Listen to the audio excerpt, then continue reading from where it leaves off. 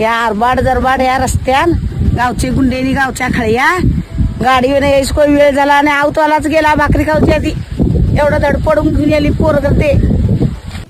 काका काय बोलले झालं काय काका पाणी बांधवलं तसं छान सोडतात ग त्यानं हे पाणी कडेचं माड बाद होतंय.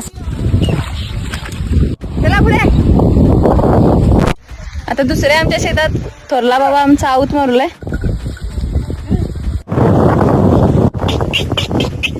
लोक काय म्हणते मला दुर्गा